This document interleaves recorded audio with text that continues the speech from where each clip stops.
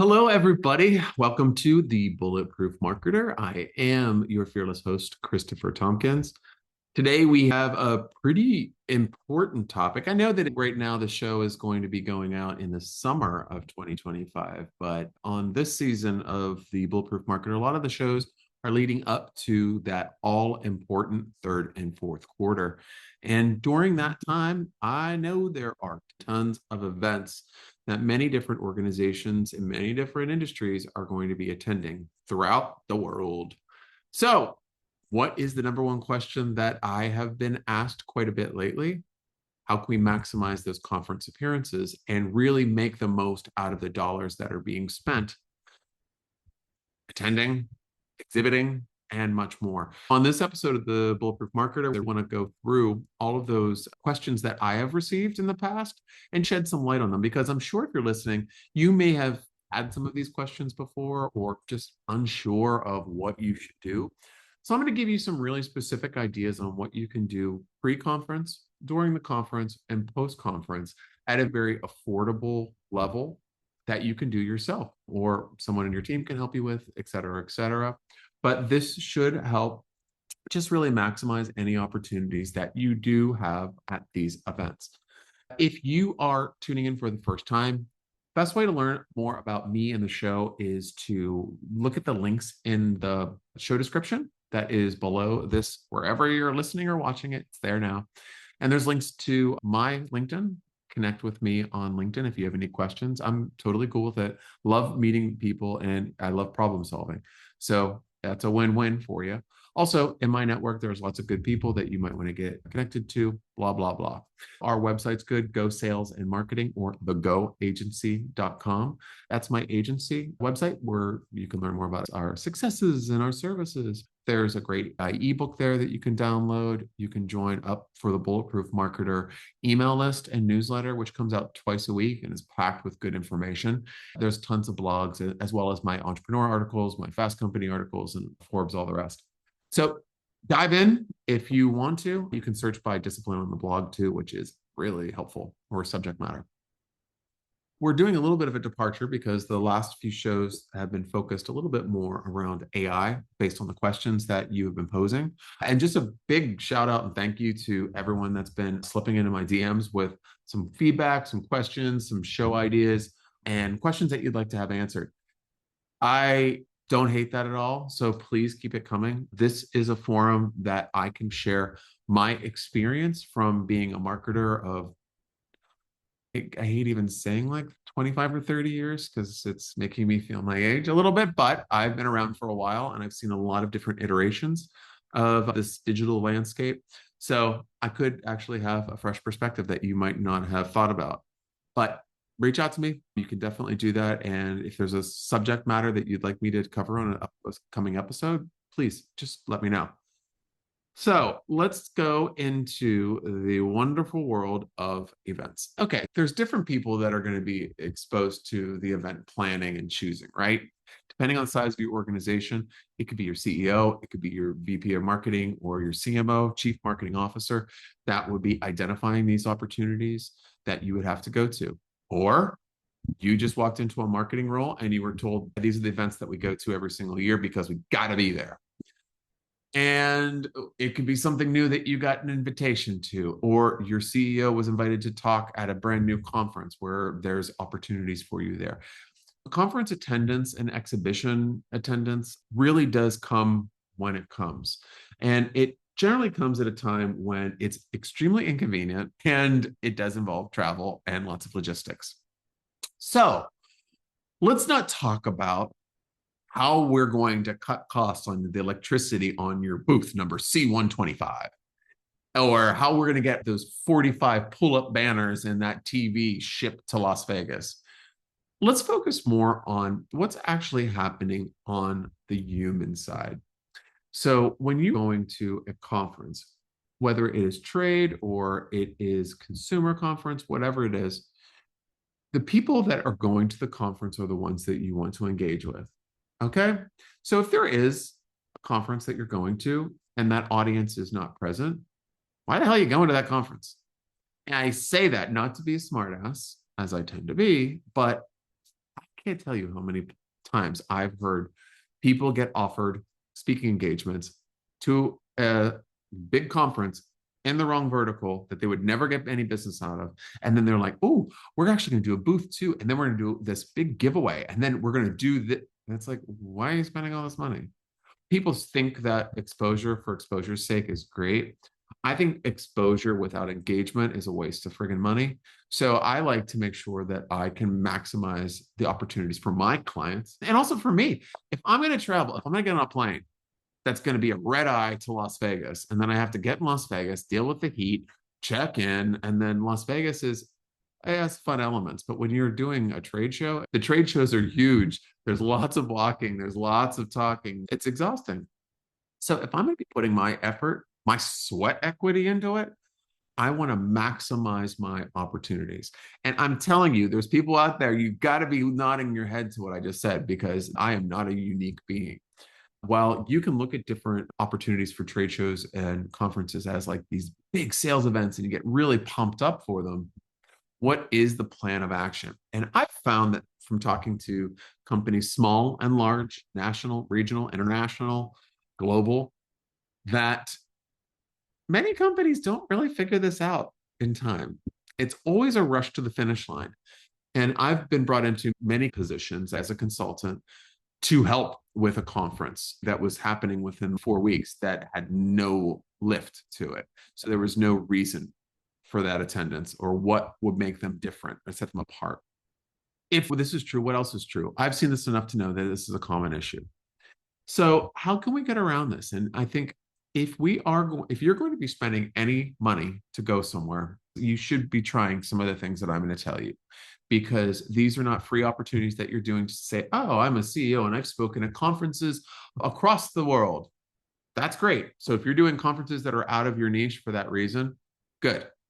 But if you're going and thinking, ooh, I'm going to maximize this by doing some sales, and it's incorrect, then you're wasting your money. See, it's two different roads. There's always going to be some gray area here and there. And I'm sure some of you out there are saying that's not how it always is. But if I'm looking at trying to make a case of what kind of happens, those are the two outcomes that I normally see. So what do? You've come up with, okay, we're going to have a booth. We're going to be putting up the background. We're going to have 2 stand-ups. We're going to have some literature, and we're going to be having salespeople. We're going to be giving away blah, blah, blah. These are all the normal things. Our CEO is going to do a keynote. We're going to have a cocktail hour that we're going to invite retailers to, or industry people. And so these are all the things that go into those events. How can you engage before? So I like to get my name in front of people before I go to a conference, instead of knocking on cold doors like I'm selling, I don't know, cable. Like, I want to be able to really dive into, oh, it's so nice to meet you in person. Isn't that nicer than, hi, sorry. Oh, yeah, I'll wait. People are busy during shows. So you should be trying to create one-on-ones or meeting times or just any sort of visibility. You should be doing some pre-promotion. Now, one of the things that I would always like to think about on pre-promotion is, what is the big message that you're going to be sharing at the conference? Now, if you cannot answer that question, you have an issue, because nothing's new about you. So you have to create a new angle. I've been talking to a lot of people, and they've been throwing like AI into the title of certain things just to say, wait, late breaking. That's cute, but it doesn't really sell through. So when they start talking to you about it, you're like, no, we're just finding new ways to use AI in these processes. So we're ready to go. That's not what people are looking for. When they see that, they're looking for a little bit more of a depth of understanding and how you're going to do it. I would say, look at what you're selling, whether it be a product or service or a membership. What is new and newsworthy? So I almost think about it like, if I were to do a press release about the company and I didn't really have anything going on, what could I angle towards stories that are happening right now of interest? So maybe I am using AI, but not leading with it. There's ways of coming up with hey, we're going to be at conference ABC in a month. It'd be great to see you. We're going to be really focusing on sharing some of the new concepts that we're going to be using around this subject. It's going to be great. It's going to save people tons of time, whatever your target audience is looking, what needs they have that need to be met. There are some breadcrumbs, right? The first breadcrumb is that you're going to this conference because you're going to be meeting people that you want to do business with. What do those people have problems with? What do those people need to know? What are the questions that those people ask during the sales process? What FAQs do you have to go through with those people in the audience when you are on a conference with them or meeting them in person? That's a really great way, like leading with answers to problems that are common with your target audience. It's a great way for you to start shaping an angle that is going to be engaging. So, free Harry Potter Lego set for everyone that stops by our booth and enters in. And then someone in the background is going, I'm getting all of their information. How do I get all that information that I'm going to come up with? I'm going to get 3,000 emails and I'm going to send them through. Everyone's going to unsubscribe and bounce. And it just doesn't seem like it's a really like rich transaction. I do think it's interesting, but I think it pulls focus if you are a copper pipe company. What's the through line? What's that storyline? You found something cool that the target audience would be interested in that has nothing to do with what you do. So it wasn't like in the copper pipe company didn't have anything about magic in the title. There, you know what I mean? Like you can even draw like kind of some sort of parallel. So I think number one is identify what your angle is going to be at this conference. Sometimes the conference will provide you that angle that you can supplement with your own sub-angle within your own niche.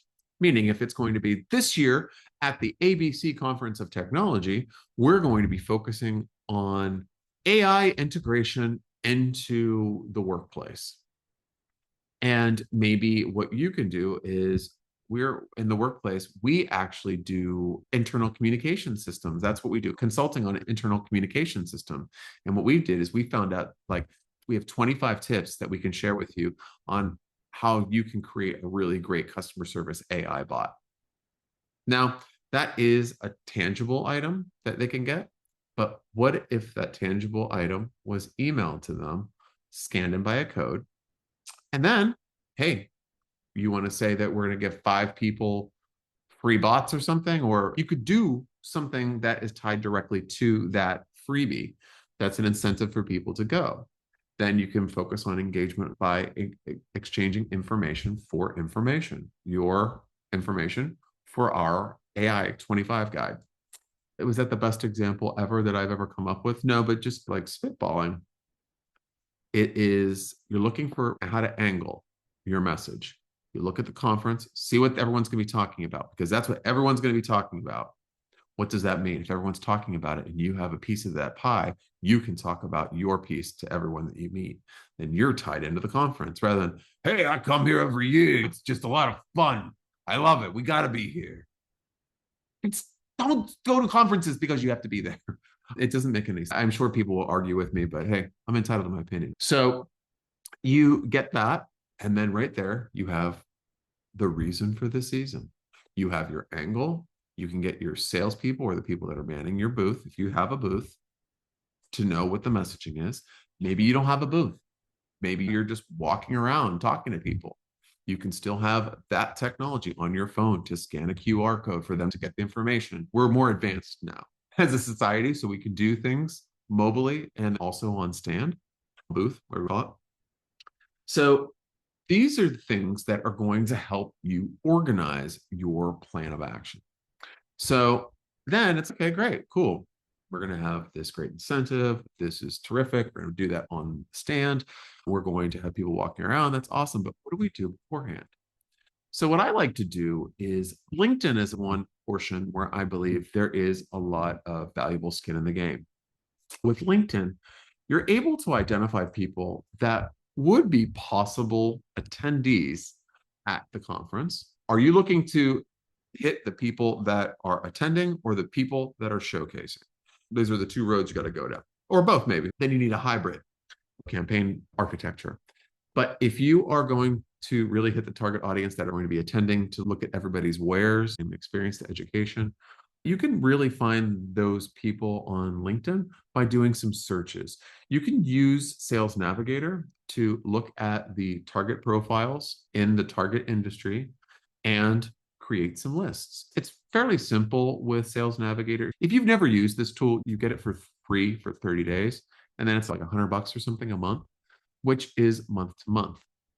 Never buy a year, please. God, if anybody can listen to the sound of my voice, don't buy annual things on digital products. It's a false economy.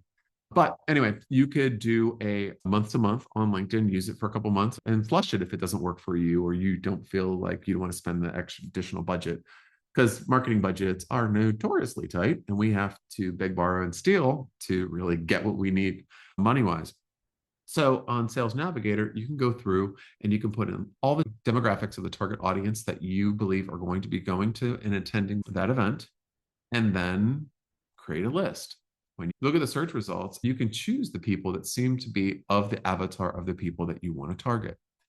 Now, this is something that would be really good for an assistant to help with, running the list and doing all that clicking, unless you want to be a hands in the soil marketer and go through and choose all those people yourself. But generally, I like to go through and use a tool to scrape the data and then basically clean it up on a CSV. But that's a next level topic. We're thinking of things that we can just do down and dirty and fast. So once you get that list will then live in Sales Navigator. If we remember our training from the last episode, I was talking about Sales Navigator as an engagement tool as well. What you can do is you can start engaging with those people. And you can also send them invitations to connect. And when they connect with you, you can say, hey, I was wondering if you're going to conference ABC at the end of the month. It'd be great if we could connect. I love that conference. Obviously, just giving you the gist, folks.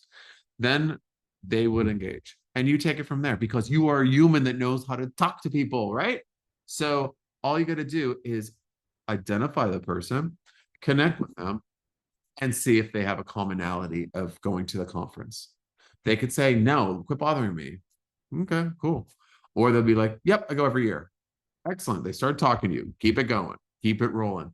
Because the more people that see you pop up, they'll see your picture and they'll see your headline and they'll see your company. And those are the things that are going to increase the visibility of your company at that conference to the people that are going.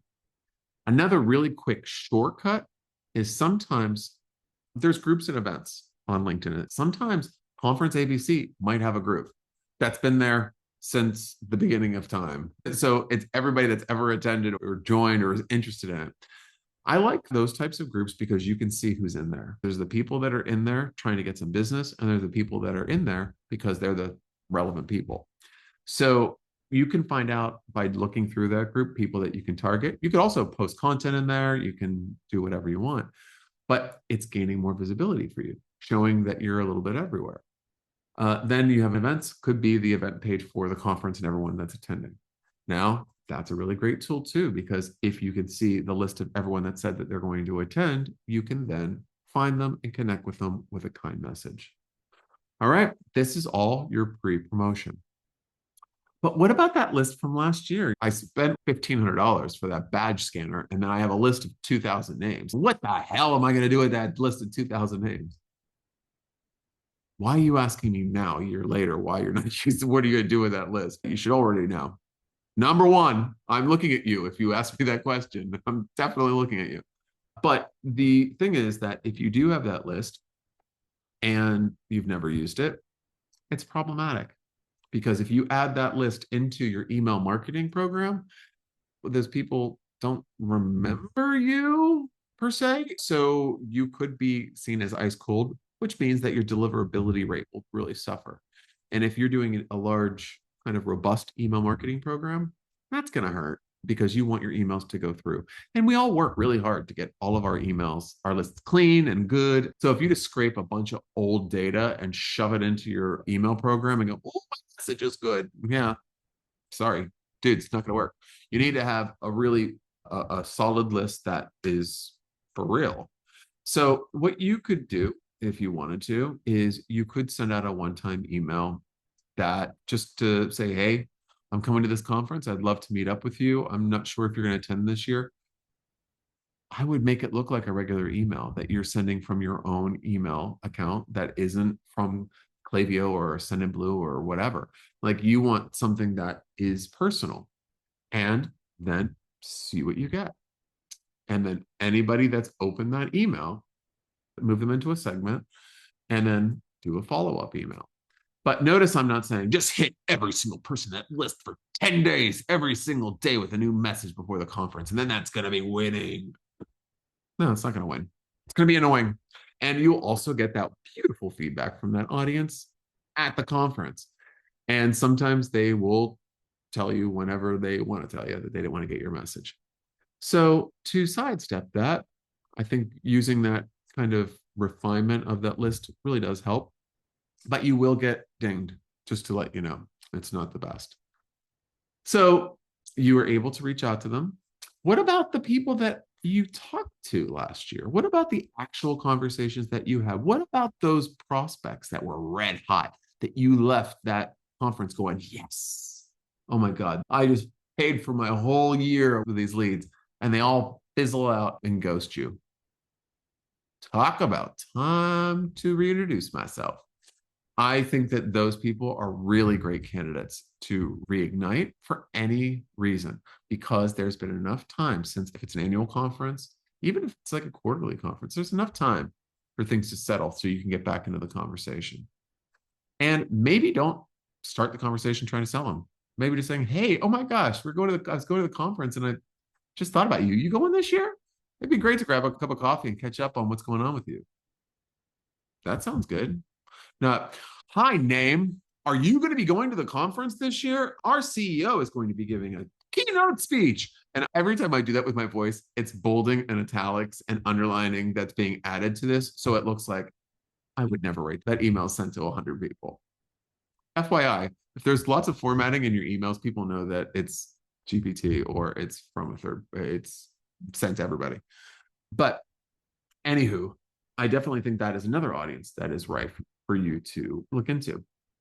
One thing I like to do too is I like to look at direct competitors that are going to be at the conference and see how we're stacking up to them in certain ways. So I have some sort of competitive edge feeling going, because then you will have points of differentiation that you can lead with.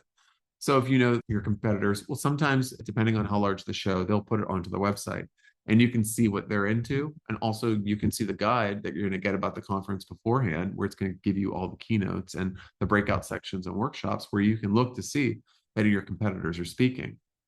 If they are speaking, you might want to find counterpoints to their speeches. They might find counterpoints or additional points of service that you offer as a brand. Just ideas, right? There's a lot of different ways of looking at it in terms of what angles you have at during the conference. So we got cold email list that we haven't used. We'll try to warm it up with an email, then break it down to delivering only to people that have opened or responded or clicked, and then see what you end up with. And then if you end up with a small number of people, maybe you should just personally email them or call them and see how that goes. I know that sounds so old school. We can just, as we go through technology, we didn't have to talk to people. Are you new? Yeah, we have to talk to people. We're constantly communicating and engaging. So you got to do that kind of stuff. I'm looking at you, salespeople. And this is part of the deal. So marketing can tee you up with it, and then you can give the calls. And log them, please. That'd be nice. But enough about that. I digress. Let's talk about the actual conference, what's going to happen there. So you've already talked to people on LinkedIn, connected with them, engaged with them, maybe secured some meetings. And I would literally secure meetings when I was there. So if I am going to be there on Monday and Tuesday in the conference because I don't have a booth, then I would say, hey, I'm going to be available from 11 to 1 on Monday to grab a cup of coffee or lunch. Do you want to do that? And create some windows that are advantageous. You got to know the lay of the land too, by the way. You should know how the conference venue is laid out, so you know where the coffee places are, the bathrooms are, all the places, so it is convenient for you and more convenient for the other person. So if they have a booth, find a place close to their booth, because guess what? It's going to be hard to get them off of that. They can meet on the booth, do that. They can meet at yours, do it. Securing times and dates. I don't like, yeah, thing. Just drop by. I'll say hi. It'll be great. I love you. I'm going to go there. You're not going to be there. And I'm going to ask someone who doesn't know anything about what's going on. And they're going to say, oh, stepped away. He'll be back in 5 minutes. Go back in 5 minutes. I've heard this before. Then another one would be, oh, yeah, he left early. Because some people, if the conferences are out, C-suite are done, they are gone, or decision makers. So these are just things to consider. I like to schedule times and dates. All right, keep that in mind. Then you're at the conference. What the hell are you going to do there? If you're on the booth, you're remembering your angles. You're talking to everybody that you possibly can. If you have a scannable QR code to gather information, use it. You should be using every tool that you can to really engage with your audience. And this is not about, I got to get rid of these flyers. I got to get through my business cards, because as a marketer, that shows that I'm successful. No, it shows that you can hand out flyers to people that throw them away. Yay. I don't think that's where I went to school for. I went to school to change people's minds and change people's lives. So that's where you really want to hit it. You really want to make sure that your message is going to resonate with the people that are meaningful to you, not just trying to get through a whole bunch of stuff. And I know a lot of people are like, I want to get rid of all this free stuff because I don't want to have to take it back with me. Maybe you should know how much you need. I'm sorry. I just get really frustrated with some of this stuff, because I would say conferences are one of the biggest money sucks for a marketing department. And it's all because I just don't know. I just don't know. Let's take nothing this time. Let's take nothing. Let's go back to bare bones. We're just going to all stand at the booth, and we're going to have a TV with our website on it, and that's going to be it. It could work, but your angle needs to be right. You need to grab people's attention. What are people talking about?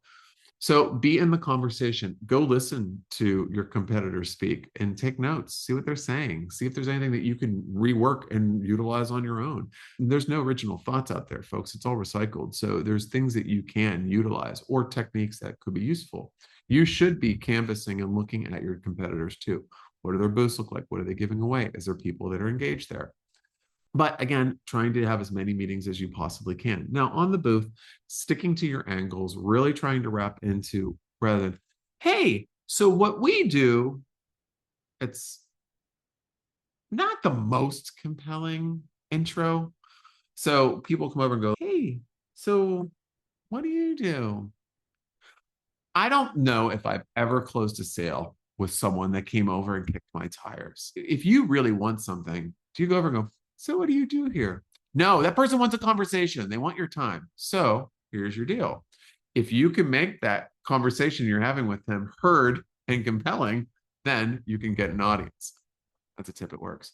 But I'm not saying shout it or pull out a microphone and say, hey, we got a good question over here from the audience. No, you don't want to do that. But my point is, you want to focus on the people that are really intrigued with you, as well as using the angle of the conference for you. We're really excited to be part of this. What do you do? We're here this year because we're really excited about the dedication that they're showing to AI. And for us, it's a big topic. Are you using AI? Look, I'm having a different conversation. What I'm not doing is, hello, I am Chris Tompkins and I own the Go agency. I have social media marketing. What I'm doing is I'm knocking it up a level to a human conversation. And then I can dial it back to that when I get enough information from the other person. God, I don't have enough time to do that during the conference. Do better. I don't know what to tell you. So you have the conference.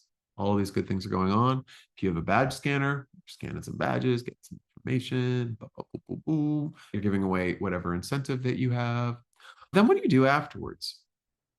Set expectations on afterward marketing while you're talking to the people and gaining the information. So if you're scanning the badge and it's like, hey, this is going to be, oh, because some people are going to be like, oh, if you do this, I'm going to get emails for the rest of my life. Not the rest of your life. You can always unsubscribe. We usually try to focus on sending really good information that's useful. The first one I'm going to send actually is going to be right after the conference, and it's going to be tied to a bonus for everyone that's been at the conference.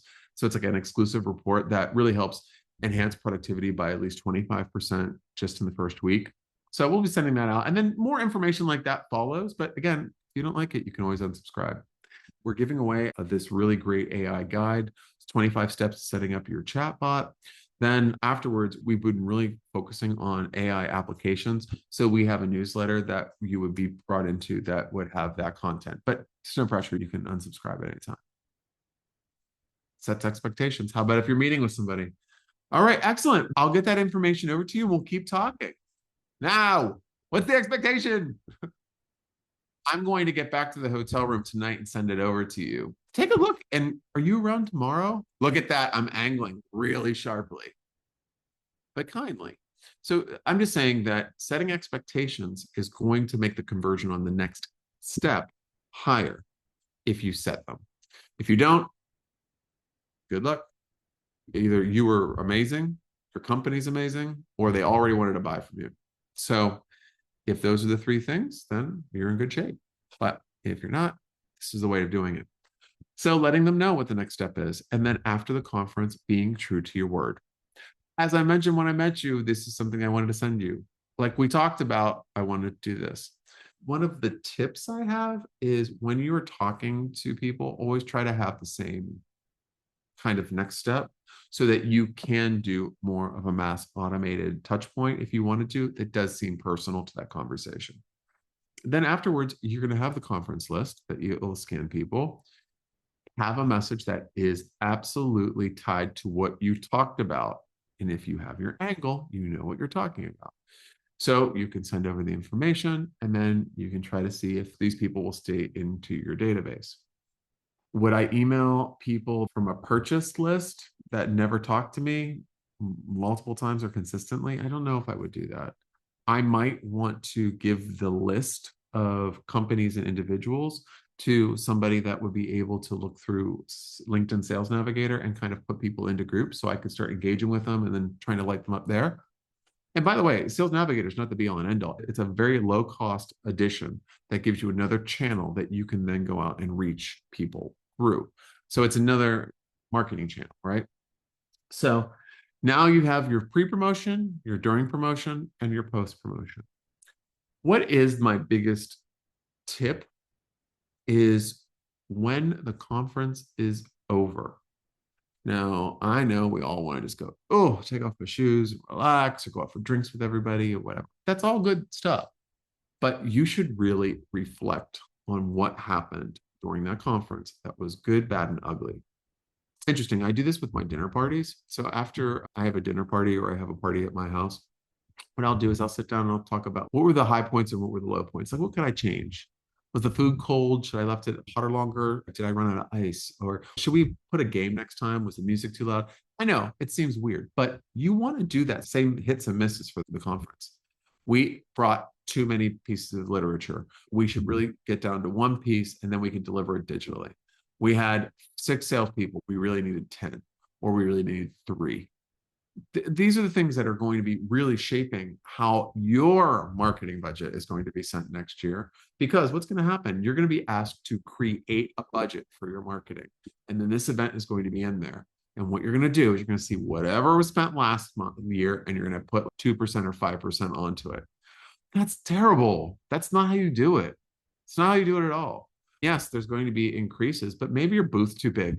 Maybe you don't need a booth. Maybe you don't need all these salespeople. Maybe because here's the deal: you're going to these conferences, and if you have 10 people coming, they all have to stay there, and they're coming the night before. And then guess what? You're going to entertain them, and there's stuff. There's a lot of money there. So if you were looking to be very prudent with your costs and shave some stuff off, do that reflection at the end.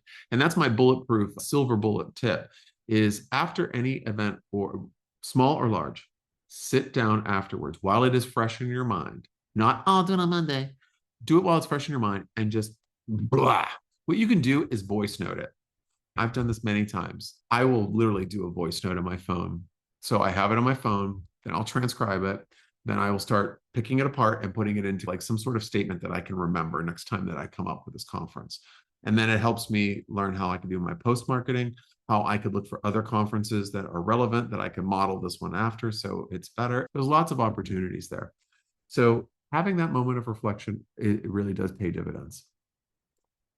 All right. That's a lot of conference talk. So I really hope that this gives you a different pair of glasses to look at the conference marketing through differently. So it really does provide a different perspective because, of course, there are many traditional methods of hitting people. But if you're looking at some additional ways to create some oomph, these ones that I talked about in today's episode really work. Creating that angle that's a personal version of the angle of the whole conference that you could then utilize in all of your conversations during the conference to also maximize opportunities prior by looking at your old email list or a sales navigator list to identify people you can set meetings up with during the conference that are tied to date, time, and place. Then executing all that stuff like a winner during the conference, but really focusing on engaging people in a real manner where their opportunities lie.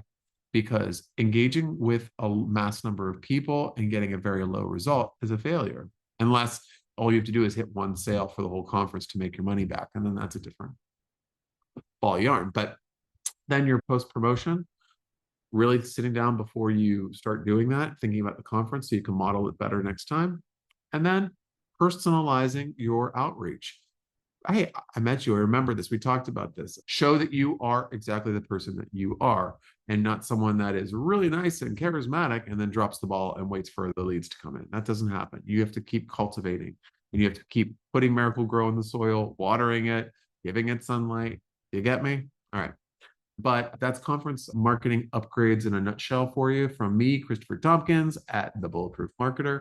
Until next time, legends, have a great week.